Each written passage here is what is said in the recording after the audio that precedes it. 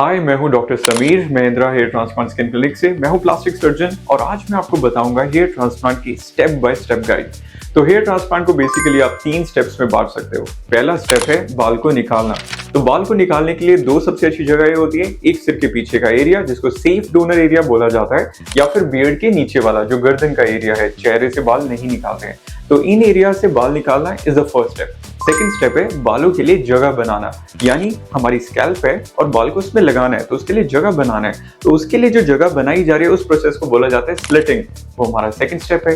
Third step है जो बाल निकाले गए हैं और जो जगह बनाई गई है उसमें उस बाल को लगाना, दैट इज कॉल्ड इम्प्लांटेशन। तो ये हमारी बेसिक हमारी लैंग्वेज में हो गए हेयर ट्रांसप्लांट के 3 स्टेप्स।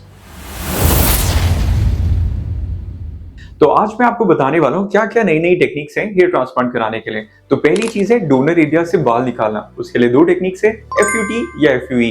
2 चीरे लगाना, एक कान से दूसरे कान तक बालों की स्ट्रिप निकालना, टांके से बंद करना। ये एक ट्रेडिशनल टेक्निक है। FUE जिसमें एक माइक्रो मोटर का एक पतला सा पंच होता है और हम एक एक बाल को इंडिविजुअली निकालते हैं। तो ये हो गई 2 टेक्निक्स बाल निकालने की। बाल लगाने की जो टेक्निक्स है वो अलग अलग हैं। एक होता है जिसमें हम अलग अलग स्लिट्स लगाते हैं बालों की जगह के लिए और एक छोटे ब्लेड से, और उसमें अब एडवांस ब्लेड्स भी आ गए जैसे सफायर FUE, जिसमें सफायर ब्लेड होता है, वो आगे से त्रिकोण होता है और छोटी छोटी टिप बनाता है, तो बाल पास पास लगते हैं। और उसके बाद होता है एक DHI पेन या चॉय इम्प्लांटर पेन, जिसमें एक इम्प्लांटर पेन जो टिक टिक वाला पेन होता है, उसमें ऐसे एक बाल लोड होता है और लेके आते हैं, बाल लग जाते हैं। ये अलग अलग टेक्निक्स हैं बाल लगाने की।